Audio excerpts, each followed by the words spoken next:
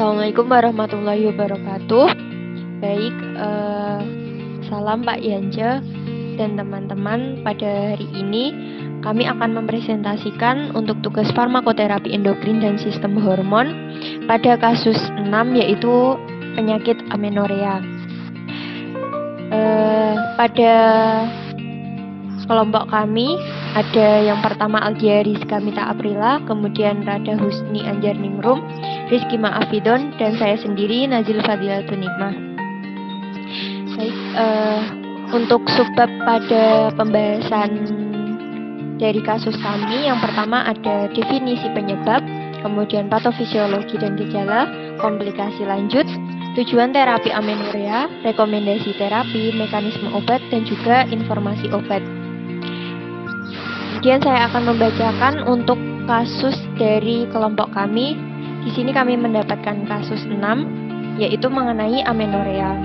Kasusnya adalah dokter di suatu rumah sakit berdiskusi dengan apoteker untuk menentukan sediaan obat yang akan diresepkan untuk mengatasi amenorea yang dialami pasien.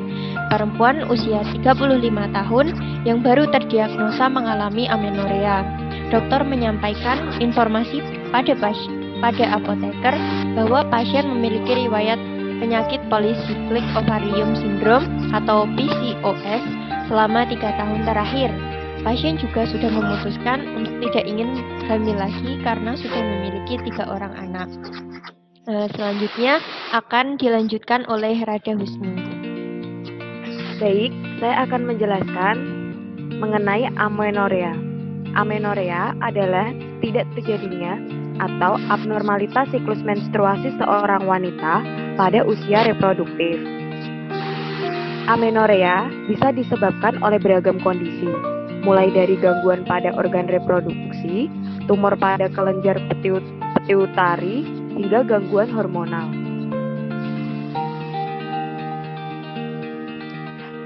Amenorea dibagi menjadi 2, yaitu amenorea primer dan juga amenorea sekunder. Pada amenorea primer, penyebabnya terdiri dari gangguan hipotalamus, penyakit pituitari, abnormalitas kromosom, obstruksi atau sumbatan vagina. Sementara penyebab pada amenorea sekunder yaitu disfungsi ovarium, gagal ovarium, dan juga penyebab sistemik. Ya, baik, selanjutnya saya akan melanjutkan untuk patofisiologi dari amenorea sendiri. Jadi di sini pasien dikategorikan mengalami amenorea sekunder. Jadi di sini kami akan membahas mengenai patofisiologi dari terjadinya amenorea sekunder itu sendiri. Untuk amenorea sekunder itu bisa disebabkan oleh banyak faktor. Yang pertama, akibat adanya peningkatan estrogen, dia akan menyebabkan LH meningkat, kemudian FSH menurun. Hal ini dapat menyebabkan terjadinya amenorea. Kemudian hipogonadisme dan hipogonadotropik, dia akan menyebabkan terjadinya gagal ovarium yang juga menyebabkan amenorea. Kemudian akibat penurunan progesteron, dia akan menyebabkan terjadinya defisiensi progesteron. Kemudian akibat adanya kelainan seperti malnutrisi, obesitas, stres, aktivitas berlebih, yang mana akan menyebabkan GnRH menurun, yang dapat menyebabkan terjadinya amenorea. Kemudian adanya koretase yang berlebih, yang mana dia akan menyebabkan terjadinya sindrom Asherm. Kemudian gangguan hipofisis, yang mana dia akan menyebabkan sindrom Sheehan, dan juga tumor hipofis. Yang keduanya akan menyebabkan terjadinya amenorea sekunder. Yang terakhir ada karena penggunaan obat dan steroid seks, yang mana dapat menyebabkan terjadinya amenorea sekunder. Nah, selanjutnya untuk gejala amenorea sendiri. Untuk gejala amenorea dibedakan menjadi amenorea primer dan sekunder. Pada pasien penderita amenorea primer, biasanya dia dialami oleh wanita yang berusia kisaran usia 14 tahun sampai dengan 16 tahun. Jika pada usia produktif tersebut pasien sudah memiliki tanda-tanda pubertas namun tidak kunjung mengalami menstruasi, maka bisa jadi bahwa pasien itu mengalami amenorrea primer. Nah, selanjutnya pada amenorrea sekunder itu biasanya dialami oleh wanita yang usia subur, yang mana dia sudah pernah mengalami menstruasi sebelumnya, namun pada keadaan tidak sedang hamil, dia tidak mengalami menstruasi, biasanya pada selama 3 siklus menstruasi yang berturut-turut ataupun lebih. Selanjutnya untuk komplikasi amenorrea. Nah, akibat kejadian amenorrea ini bisa terjadi komplikasi, biasanya itu bisa menimbulkan ketidaksuburan pasien amenorrea, kemudian akibat ketidaksuburan tersebut bisa menyebabkan kemandulan. Nah, selain itu adanya peran hormon estrogen di sini, dia bisa menyebabkan pasien mengalami osteoporosis lebih awal, gitu. Baik, untuk selanjutnya tujuan dari terapi amenorrea di sini untuk kasus pasien sendiri, tujuan terapinya yaitu untuk mengembalikan siklus normal menstruasi pasien. Di sini kita tidak mengambil tujuan terapi untuk meningkatkan kesuburan karena pasien menyatakan bahwa tidak ingin hamil lagi. Jadi cukup untuk mengembalikan siklus normal pasien agar dapat mencegah terjadinya osteoporosis yang awal pada pasien. Terima kasih. Untuk selanjutnya akan disampaikan oleh Aldia Rizka.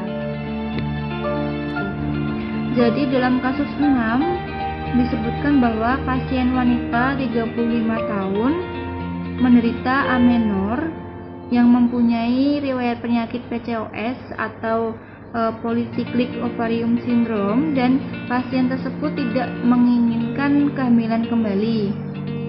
Dalam algoritma terapi dalam buku Dipiro edisi 10 halaman 1266 disebutkan bahwa amenor dengan PCOS yang tidak menginginkan kehamilan kembali dapat diberikan terapi metformin dan kontrasepsi oral yang mengandung hormon progesteron. Dalam Dipiro edisi 10 halaman 1267 juga diberikan beberapa pilihan terapi yang dapat digunakan, antara lain adalah injectable MPA atau medroxyprogesteron asetat.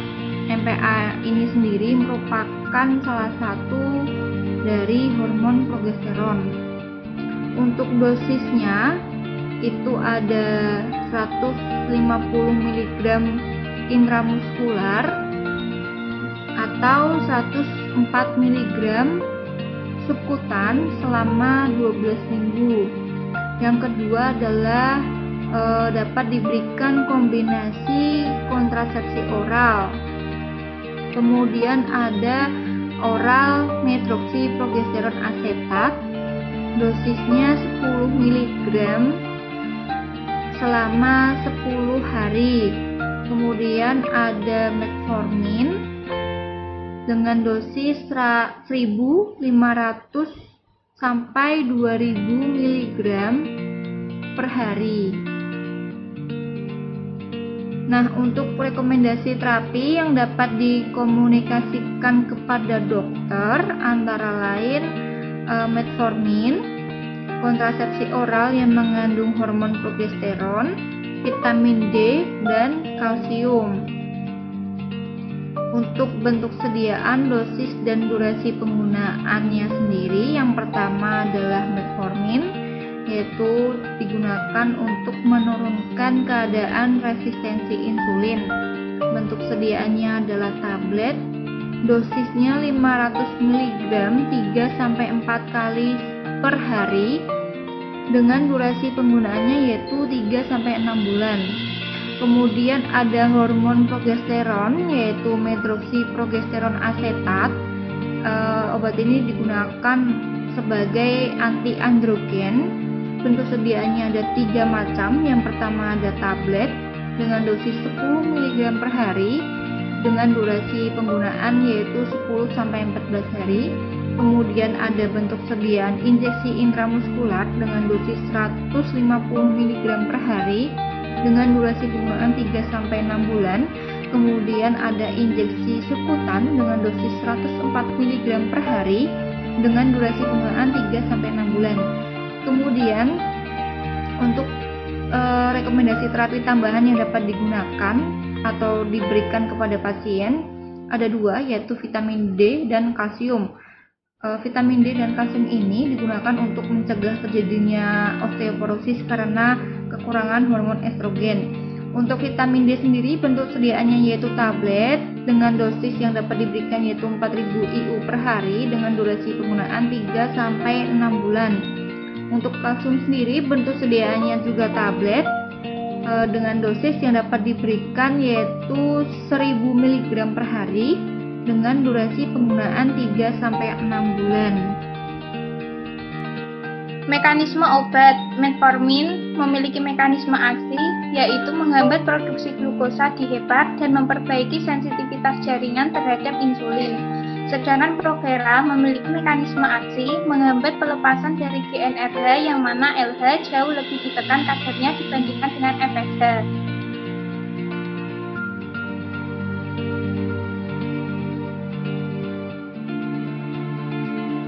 Informasi obat pada metformin diberikan informasi yaitu diminum sehari 2 kali. Untuk Provera diminum sebelum atau sesudah makan. Sedangkan pada vitamin D dapat diminum bersama dengan makanan agar lebih mudah diserap oleh tubuh. Terima kasih. Demikianlah presentasi dari kelompok kami. Apabila terdapat salah kata ataupun kekurangan kami mohon maaf. Wassalamualaikum warahmatullahi wabarakatuh.